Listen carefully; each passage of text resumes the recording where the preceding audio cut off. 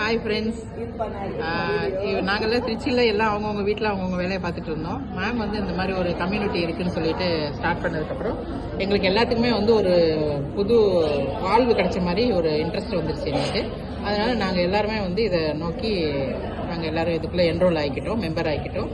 இப்போ இது second batch மீட்டு இதுக்கு வந்திருக்கோம். ரொம்ப ஹாப்பியாக இருக்குது. நிறைய புது மனிதர்களை பார்க்குறது வந்து ஒரு பெரிய சந்தோஷம். வாழ்க்கையிலே நிறைய அனுபவங்களை கற்றுக்கலாம், நிறைய விஷயங்களை தெரிஞ்சுக்கலாம்.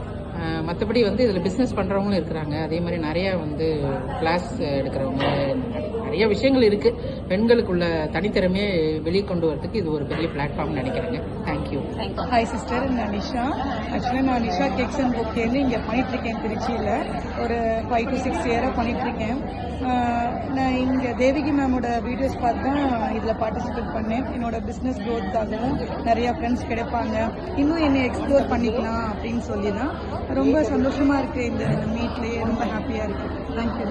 நாள் வந்து உழைச்சிட்டே இருந்தோம் ஃபுல்லாக. அதனால் வீட்டில் இருக்க முடியல. நான் ரிட்டையர்ட் டீச்சர். காலையில் வந்து 6 o'clock ஆரம்பித்தோம்னா ஈவினிங் வந்து 10 o'clock வரைக்கும் டைப் ஒர்க் ஓடும்.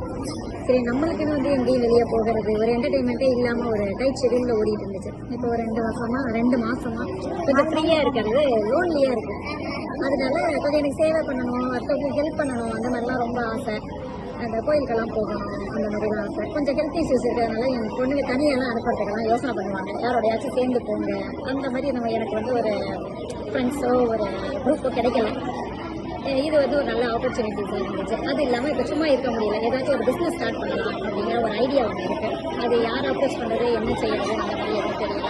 அதுக்காகவும் மேடமோட ஸ்பீச் இதெல்லாம் பார்த்தோன்னே கொஞ்சம் இன்ட்ரெஸ்டாக இருந்துச்சு. சத்யா, எனக்கு வந்து ஏதாச்சும் பிஸ்னஸ் பண்ணணும்னு ஆசை. வீட்டில் சும்மாவே இருக்கிறேன். நிறைய பிஸ்னஸ் பண்ணணும், நிறைய ஃப்ரெண்ட்ஷிப் வேணும். நான் வீட்டுக்குள்ளே தனியாகவே இருக்கணும். லேடிஸ் அந்த மாதிரி இருக்கிறனால கொஞ்சம் வெளியே வரணும், நிறைய ஃப்ரெண்ட்ஷிப் வேணும், நிறைய பிஸ்னஸ் பண்ணணும். சமூக விழிப்புணர்வு ஏதோ சம்திங் நடந்தால் கூட இந்த மகளிர்கள்லாம் சேர்ந்து பண்ணாங்க அப்படின்றத நானும் அதில் பார்ட்டிசிபேட் பண்ணணும்னு எனக்கு ஒரு ஆசை. நம்மளால் முடிஞ்சது எதாவது செய்யணும், அந்த மாதிரி ஒரு வாய்ப்பும் இந்த மாதிரி இதில் கிடைக்கும் அப்படின்னு நம்பி தான் நான் உள்ள வந்திருக்கேன். மேடம் நம்பி வந்திருக்கிறேன்.